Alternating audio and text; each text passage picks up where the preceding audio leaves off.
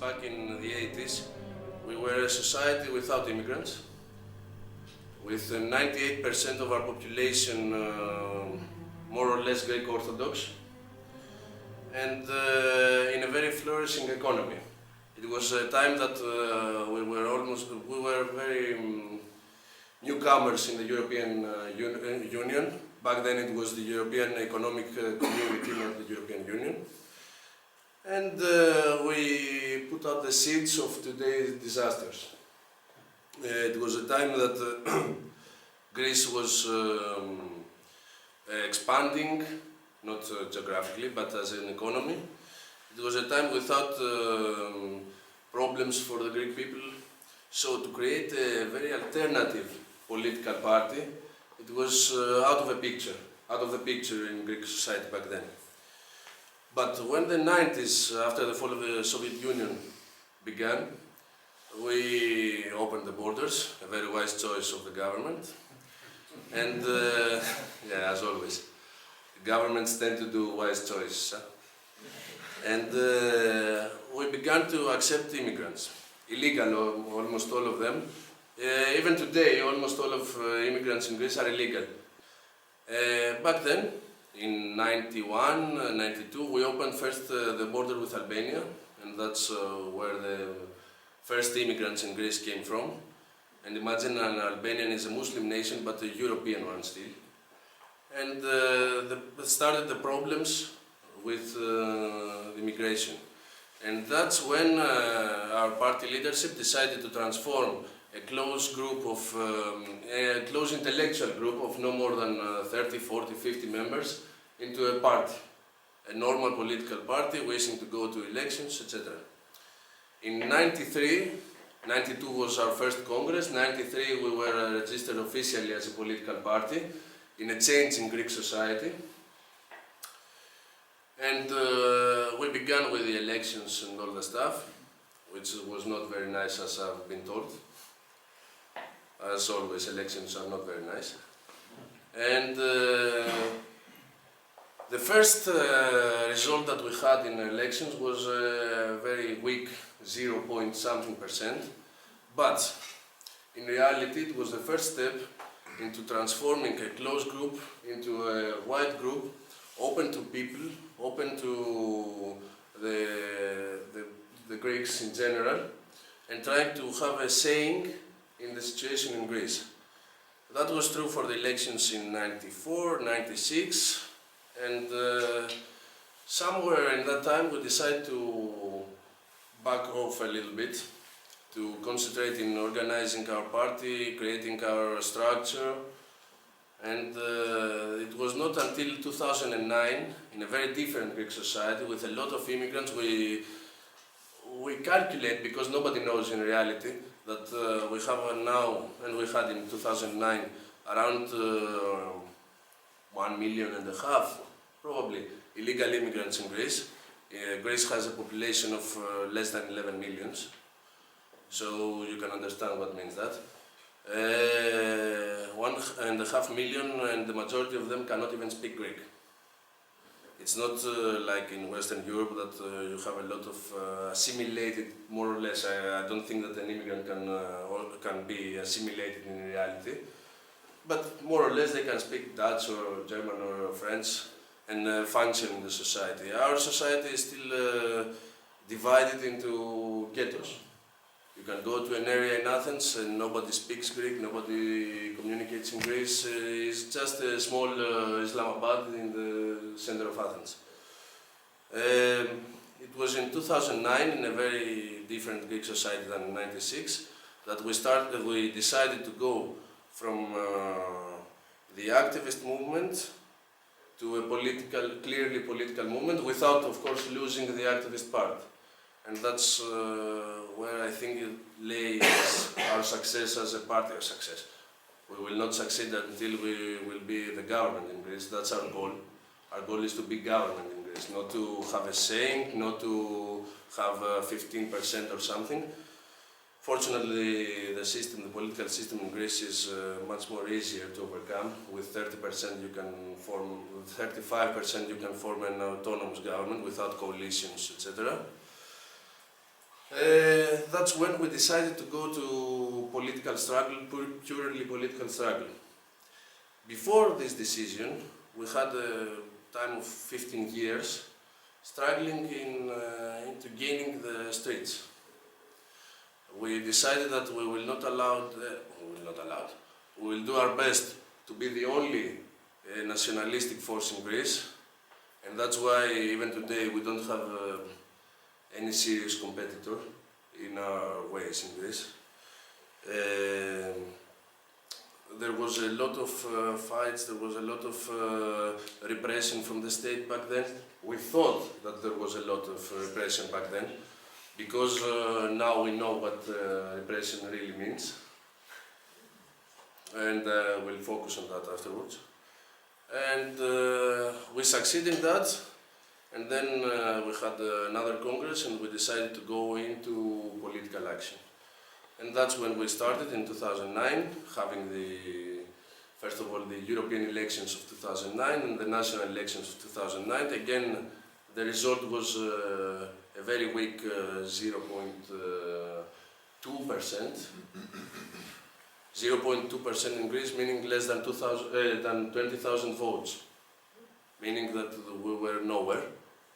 But after just 1 year of political representation, because if you go to elections, in fact you are distributing your flyers to the whole of population, because the vote itself, the paper that is the vote, shows the symbol of Golden Dawn. The population learned about the Golden Dawn, and after only 1 year, the elections, that we had 0.2%, we gained our first seat in the municipality of Athens. Our leader was elected as a municipal councillor with 5.3%. And after another 2 years, in 2012, we had our breakthrough with 7 more or less percent, and electing for the first time 21 deputies in Greece.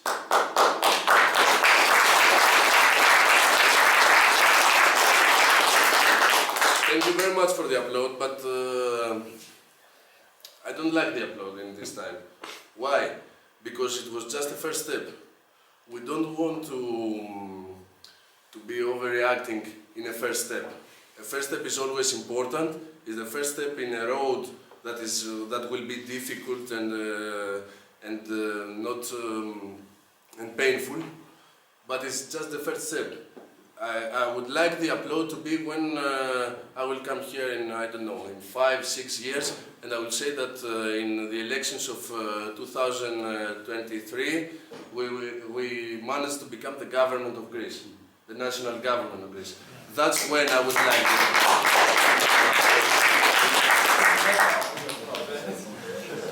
And it's not a very difficult, target, this one. We are the third political force in Greece right now, and the current government, Syriza, the extreme left government, which are a truly extreme left government, don't be fooled from the medias. Even our Prime Minister now is, by his own words, a Maoist. That's what we are facing in Greece right now. And now is losing percentages like, I don't know, from 30% they are now, according to the polls, to 12-13%. And we are, according to the polls, in more or less around 10%. Meaning that we are in a very good way to become the second political force in Greece in the next elections. And you can understand that when you are the second political force against the government, you represent the alternative. So that's what our goal is, and that's what we are trying to succeed, to be the government, and by the position of being in the government, to change not only Greece, but the whole European Union. Because fortunately, until now, the European government has still the veto power. And if we are ever be government in Greece, we are planning to use it to block how European Union works right now. And that's a clear target, the clear target of Golden Dawn.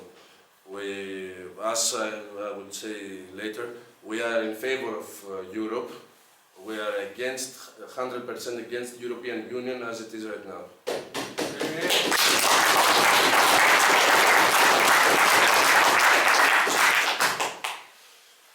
But from 2012 that we were elected in the parliament until 2017 that we have right now, it's 5 years.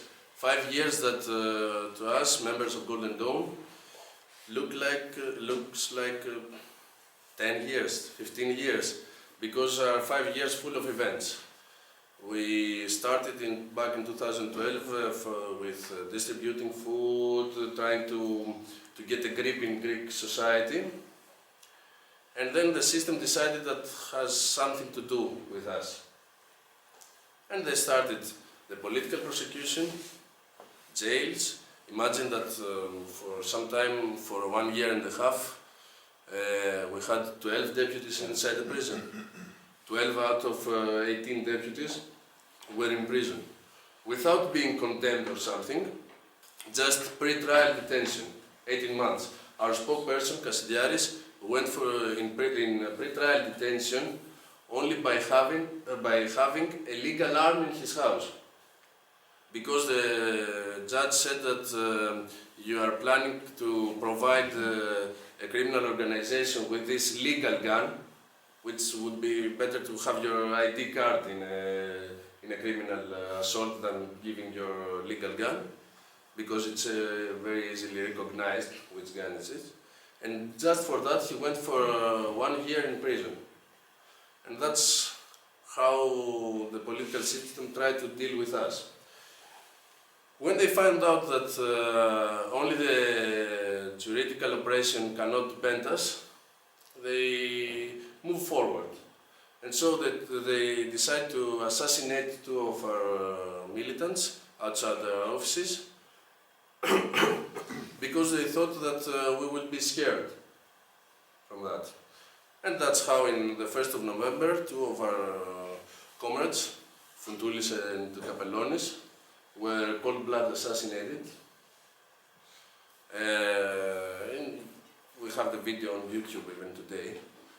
And one spokesperson from a major media outlet in Greece said exactly that in the television, national television. Thanks God that no human was being killed in this assault. The same day of the assassination. But as it was natural for us, those kind of stuff only hardened Golden Dawn. Because before that we had the will to be in the political struggle, to try to change something. Now we don't only have the will to be in the political struggle, now we are obliged to be in the political struggle. We are obliged to remain in the political struggle because some people lost their life for that. So they left us with no other option than continuing our political activity. And that's why all of Golden Dawn members are committed, despite our problems. We always have problems, as every organization in the world. Despite our problems, every member of Golden Dawn, and I speak from personal experience, from my friends, my comrades, from everyone, we are committed to remain in this place, to serve in the best of our ability, to achieve the goals that we spoke about earlier, which is becoming government in Greece. Nowadays, the Greek society, as you know very well, is in a very big trouble. We have the economic crisis, an economic crisis that Greeks we have ourselves to blame for that, first of all. And not because, as the media says, we're spending more than we could, etc., etc. No, this is not the point. We have to blame ourselves because everyone in Greece knew in 90s, in 80s, in the first decade of this century, that the political system was completely corrupt. We knew that for every major public work, the black money that politicians received almost were about 50% of the war. So if, for example, the submarines that we told before were 1 billion euros, more or less 500 million euros went to the pockets of politicians. So even if the Greek people spend it more than it was able, the blame is to the politicians for taking the money, but the blame is to us by not reacting to this. Because you always have to react. I don't know the way here in Holland, in the paper, how to react. Because I'm not part of the society, I don't live here, I don't know the everyday life. But you always have to react. How? I don't know. Netherlands, sorry, not paper. So, everyone has to react. You here now, you are reacting. If this is enough, I don't know. And I cannot say. But you took the first important step, and now you have to move on. To create something from this union here, you are, I don't know, 50 people here. You have to be in the next year with another representative of another party 100, and in 2 years 500, and that's how we did that. We never had television, we never had big newspapers, we never had anything. And we still don't have anything.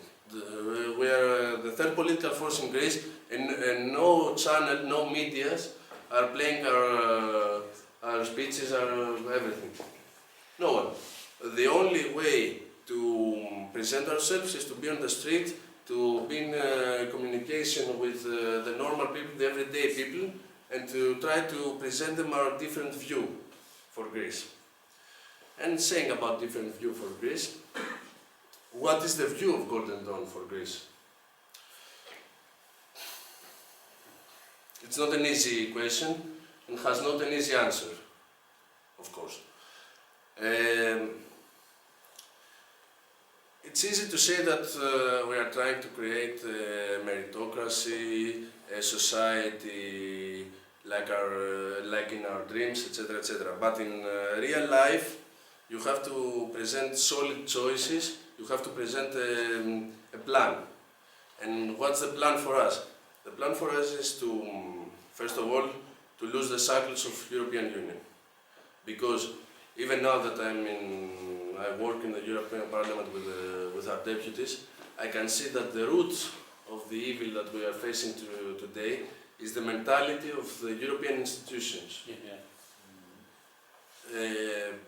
In Greece, nobody understands that the vast majority of the things that bother us is coming directly from Brussels. They're coming is a completely conscious choice of the political establishment to try to alter the mentality of our people, to try to change how we are, how we behave, what we believe, and to create the new man, the lower part of society, as you said, to be not to be in power, but not in government, to be in true power, meaning to influence the minds of the people.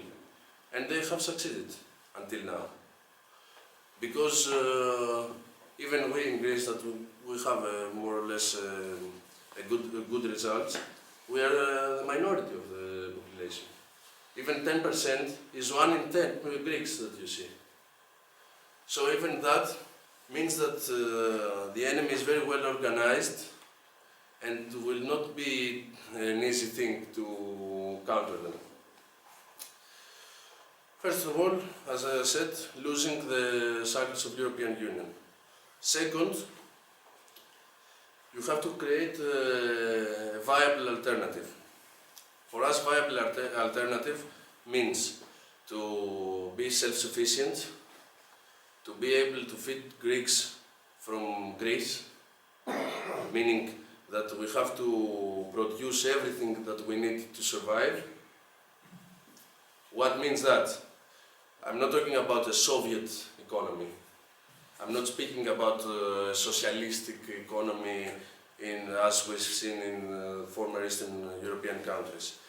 Meaning that we have to be independent, we have to create a workforce, industries, and then when we have the ability to feed from ourselves, to engage in international commerce or everything else. But first of all, to engage in international commerce, to engage in everything, you have to be independent.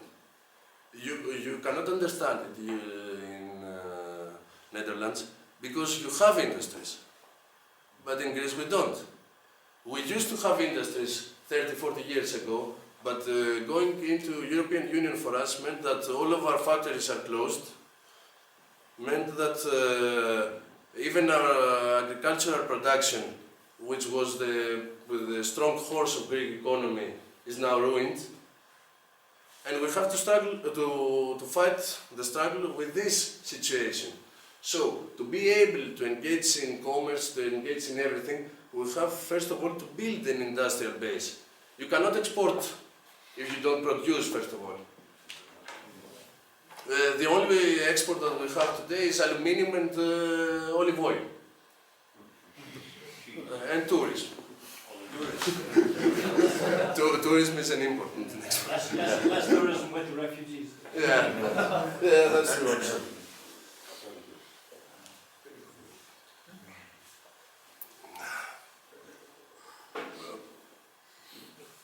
So, we have first of all to build our industrial base, and then we can engage in commerce, in everything. And speaking about commerce, stable position of Golden Dawn from the beginning was that we support first of all the free economy. We are not communist, but infrastructure and defense must be in the hands of the state. I don't know which one here agrees with that, probably nobody, probably all of you. But that's our position. We want the infrastructure to be in the hands of the state because in reality it's not even free economy. Because as we said before, we were for a beer and we were speaking about that. If an airport is in private hands, and the private company does not go well and close the airport down, what the state will do? Will say that we have a free economy and we leave the airport closed? No. He will buy out the failed company with the money of the Greek people or the Dutch people here, and he will continue to have the airport working, but now with the debt being directly into the hands of the Greek people. And that's what the state did in Greece with the previous decades, and is in part to blame for the current economic crisis. Because we had the Olympic Airways, if you remember. It was the national airways of Greece. It was a private company. The state bought the private company, and of course the debt of the private company. And now this debt is a part of the debt that we have to pay. When you calculate the Greek debt, if you can, you also calculate the debt of Olympic Airways. It's inside the public debt now.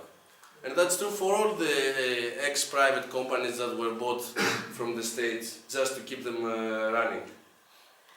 That's why we want the infrastructure to be in the hands of the state.